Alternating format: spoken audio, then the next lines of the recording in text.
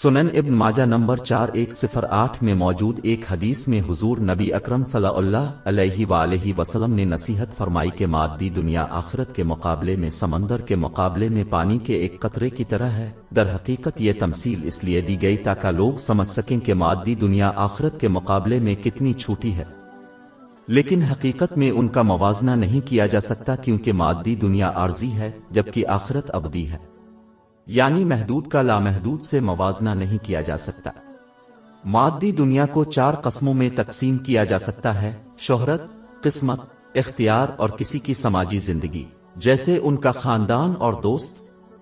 اس سے کوئی فرق نہیں پڑتا ہے کہ کسی کو کوئی بھی دنیاوی نعمت حاصل ہو جو ان گروہوں میں آتی ہے، وہ ہمیشہ نامکمل، عارضی ہوگی اور موت انسان کو نعمتوں سے کاٹ دے گی۔ دوسری طرف آخرت کی نعمتیں پائیدار اور کامل ہیں،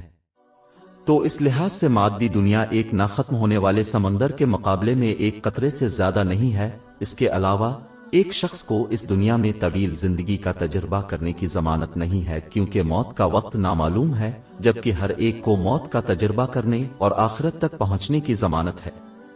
اس لیے کسی کی ریٹائرمنٹ جیسے دن کے لیے کوشش کرنا عقل مندی نہیں ہے، جس تک وہ آخرت کے لیے کوشش کرتے ہوئے کبھی نہ پہنچ سکے جس تک پہنچنے کی ان کی ضمانت ہے۔ اس کا مطلب یہ نہیں ہے کہ کوئی دنیا کو چھوڑ دے، کیونکہ ایک پل ہے جسے آخرت تک پہنچنے کے لیے عبور کرنا ضروری ہے۔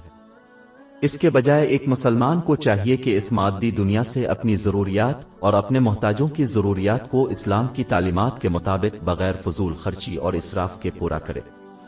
اور پھر اپنی بقیہ کوششیں اللہ تبارک و تعالی کے احکامات کی تعمیل، اس کی ممانعتوں سے اجتناب اور اسلام کی تعلیمات کے مطابق صبر کے ساتھ تقدیر کا سامنا کرتے ہوئے ابدی آخرت کی تیاری میں وقف کرے۔ ایک ذہین انسان لامتناہی سمندر پر پانی کے قطرے کو ترجیح نہیں دے گا، اور ایک ذہین مسلمان دنیاوی مادی دنیا کو ابدی آخرت پر ترجیح نہیں دے گا۔